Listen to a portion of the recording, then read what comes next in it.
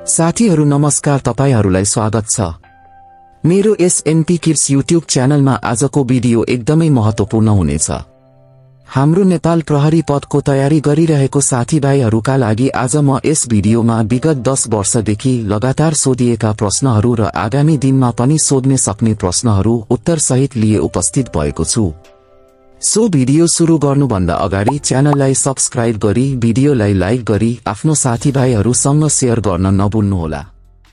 Number 1, Nepal प्रहरीको सबैभन्दा माथिल्लो निकाय कार्यालय कुन हो? यसका अप्सनहरू रहेका छन् साथीहरू। ए, नेपाल प्रहरी जङ्गी अड्डा। बी, प्रहरी बल प्रधान कार्यालय। सी, काठमाडौँ उपत्यका प्रहरी कार्यालय। डी, प्रहरी प्रधान कार्यालय। यसको सही उत्तर हो नम्बर डी, प्रहरी प्रधान कार्यालय। नम्बर 2, प्रहरी कर्मचारीको लागि कति किसिमको बिदाहरूको व्यवस्था गरिएको छ? यसका अप्सनहरू रहेका छन् साथीहरू। ए, 5, बी, 7, सी, 8, डी, 10। यसको सही उत्तर हो नम्बर सी, 8। यसै गरी नम्बर 3, सोधिएको छ प्रहरी नायब निरीक्षकको दर्जानी चिह्नमा के अंकित हुन्छ? ए, 2 वटा तारा। बी, 1 तारा। सी, क्रस खुकुरी। डी, क्रस सुकुरी र एउटा तारा। यसको सही उत्तर हो नम्बर ए, 2 वटा तारा। नम्बर 4, प्रहरी हवलदार पद राजपत्र अंकित कुन श्रेणी अन्तर्गत पर्दछ? यसका अप्सनहरू रहेका छन् साथीहरू। ए, चतुर्थ। बी, तृतीय। सी, द्वितीय। डी, प्रथम। यसको सही उत्तर हो नम्बर बी, तृतीय। यसै क्रममा 5 मा सोधिएको छ प्रहरी कार्यालय सहयोगी खेलाडी पदको उम्मेद्वार हुन उमेरको हद कति तोकिएको छ? अप्सनहरू रहेका छन् साथीहरू। ए, 25 वर्ष ननागेको। बी, 24 वर्ष ननागेको। सी, 23 वर्ष ननागेको। डी, उमेरको हद नतोकिएको। यसको सही उत्तर हो नम्बर ए, 25 वर्ष ननागेको। नम्बर 6, प्रहरी नियमावली 2071 को नियम 66 मा व्यवस्था भए बमोजिम प्रहरी कर्मचारीको काम कर्तव्य तलका मध्ये कुन होइन? यसका अप्सनहरू रहेका छन् साथीहरू। ए, प्रहरी आचरण तथा अनुशासनमा रहने। बी, तोकिएको जिम्मेवारी उच्च मनोबल र कुशलतापूर्वक निर्वाह गर्ने। सी, कमान्डरले दिएको आदेश कमान्डर भन्दा माथिकोलाई सोधेर मात्र कार्यान्वयन गर्न। डी, फरार अपराधी फेला परेमा पक्रने। यसको सही उत्तर हो नम्बर सी, कमान्डरले दिएको आदेश कमान्डर भन्दा माथिकोलाई सोधेर मात्र कार्यान्वयन गर्न। यसै गरी 7 मा रहेको छ सार्वजनिक सडकमा रातो ट्राफिक लाइट बलेको अवस्थामा सवारी चालकले के गर्नुपर्दछ? यसका अप्सनहरू रहेका छन् साथीहरू। ए, गाडी चलाउने। ब, गाडी रोक्ने। सी, गाडी दायाँ मोड्ने। डी, सवारी साधन पार्किङ गर्ने। यसको सही उत्तर हो नम्बर बी, गाडी रोक्ने। नम्बर 8, नेपालमा 2072 वैशाख 12 गते आएको भूकम्पको केन्द्रबिन्दु कुन जिल्लामा रहेको थियो? यसका अप्सनहरू रहेका छन् साथीहरू। A, Dhading. B, Lamjung. C, Sindhupalchok. D, Gorkha. यसको सही उत्तर हो नम्बर डी, गोर्खा। यसै गरी 9 मा रहेको छ सबैभन्दा बढी जनसङ्ख्या भएको जिल्ला कुन हो? यसका अप्सनहरू रहेका छन् साथीहरू। A, Morang. B, Jhapa. C, Kathmandu. D, Rupandehi. यसको सही उत्तर हो नम्बर सी, काठमाडौँ। यसै क्रममा नम्बर 10 सोधिएको छ आईसीसी पुरुष टी20 विश्वकप 2024 कहाँ आयोजना भएको थियो? यसका अप्सनहरू रहेका छन् साथीहरू। ए, भारत र श्रीलङ्का। बी, वेस्ट इन्डिज र न्युजिल्यान्ड। सी, अस्ट्रेलिया र अमेरिका। डी, वेस्ट इन्डिज र अमेरिका। यसको सही उत्तर हो नम्बर डी, वेस्ट इन्डिज र अमेरिका। नम्बर 11, असोजको शरद जस्तै मङ्सिरको के होला? ए, जाडो। बी, पुस। सी, शिशिर। डी, हेमन्त। यसको सही उत्तर हो नम्बर डी, हेमन्त। यसै गरी 12 नम्बर रहेको छ जसरी धुवा प्रदूषणसँग सम्बन्धित छ त्यसरी नै युद्ध केसँग सम्बन्धित छ? यसका अप्सनहरू रहेका छन् साथीहरू। ए, विजय। बी, सन्धि। सी, पराजय। डी, विनाश। यसको सही उत्तर हो नम्बर डी विनाश। नम्बर 13 यदि 4 को कोड IRXU र 5 को कोड ILYS हुन्छ भने 9 को उपयुक्त कोड के हुन्छ? यसका अप्सनहरू रहेका छन् साथीहरू। A QLQS, B PLPS, C RLRS, D QNQI। यसको सही उत्तर हो नम्बर A QLQS। यसै गरी नम्बर 14 मा सोधिएको छ 75 मिनेट बराबर मिल्दोजुल्दो निम्न मध्ये कुन हो? A 075 घण्टा, B 115 घण्टा, C 120 घण्टा, D 125 घण्टा। यसको सही उत्तर हो D 125 घण्टा। नम्बर 15 यदि फलामलाई काठ, काठलाई पराल, पराललाई घाँस, घाँसलाई रबर र रबरलाई माटो भनिन्छ भने फर्निचर केले बन्छ? A फलाम, B काठ, C पराल, D घाँस। यसको सही उत्तर हो नम्बर C पराल। 16 नम्बर रहेको छ निम्न 4 मध्ये 3 एक निश्चित तरिकामा समान छन् र त्यसैले एक समूह बन्दछ। त्यो समूहमा नपर्ने कुन हो? पत्ता लगाउनुहोस्। यसको अप्सनहरू रहेका छन् साथीहरू।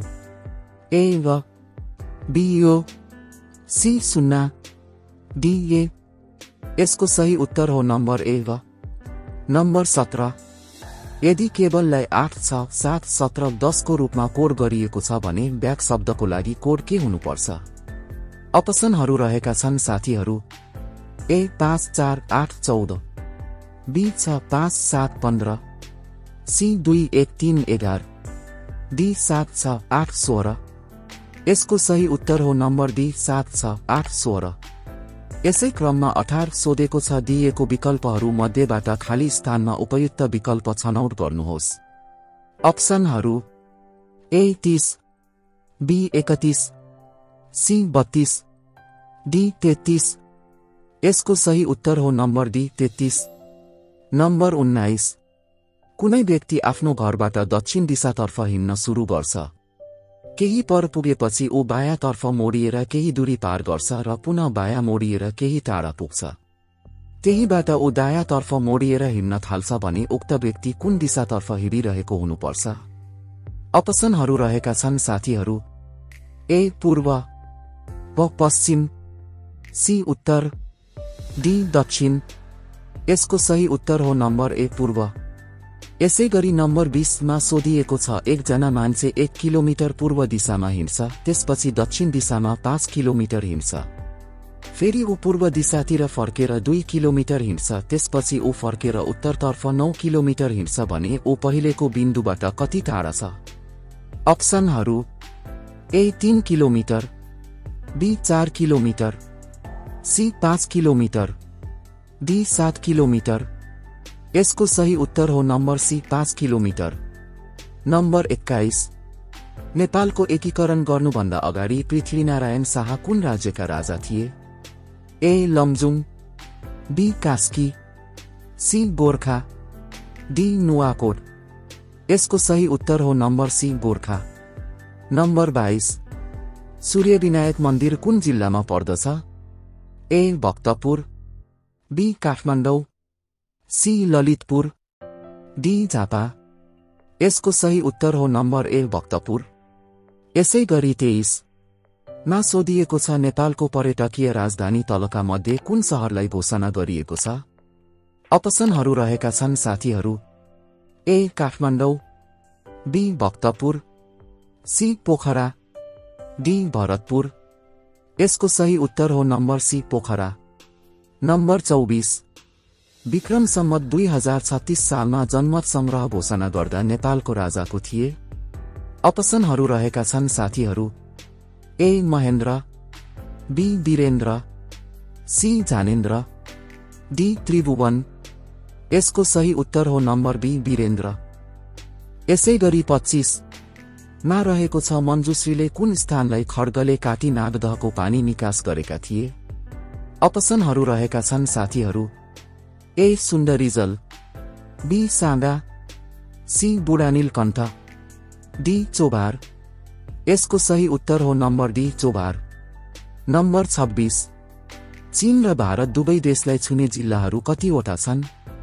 अप्सनहरू रहेका छन् साथीहरू।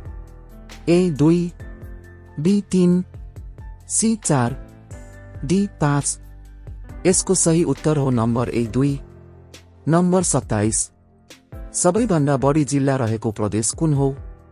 ए Gandaki, B Koshi, C Bagmati, D Karnali. यसको सही उत्तर हो number be Koshi. Number 28।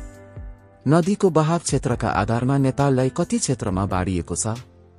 A 3, be 4, C 5, D 6। यसको सही उत्तर हो नम्बर ए 3। नम्बर 29। क्षेत्रफलको दृष्टिकोणले नेपालको सबैभन्दा सानो जिल्ला कुन हो? A Lalitpur, B Palpa, C Bhaktapur, D Parbat. यसको सही उत्तर हो नम्बर सी भक्तपुर। नम्बर 30। नेपालको सबैभन्दा लामो नदी कुन हो? A Mahakali, B Saptakoshi, C Gandaki, D Karnali. यसको सही उत्तर हो नम्बर डी कर्णाली। नम्बर 31। विश्वको अग्लो हिमाल सगरमाथा कुन जिल्लामा पर्दछ? A Solukhumbu, B Taplejung, C Okhaldhunga, D Ilam. यसको सही उत्तर हो number A Solukhumbu. Number 32। Raratal कुन जिल्लामा पर्दछ? A Kaski, B Jumla, C Mugu, D Humla. यसको सही उत्तर हो नम्बर सी मुगु। नम्बर 33। चारकुसे झाडी कुन क्षेत्रमा पर्दछ? A Bhabar, B Chure, C मध्य, डी महाभारत। यसको सही उत्तर हो number B Chure. Number 34। Terai क्षेत्रमा तलका मध्ये कुन जनावर पाउँदैन? ए नीलगाई, बी चौरी गाई, सी कृष्णसार, डी अर्ना। यसको सही उत्तर हो नम्बर बी चौरी गाई। Number 35। Write the meaning of the following word in Nepali. A government, B salary, C bridge.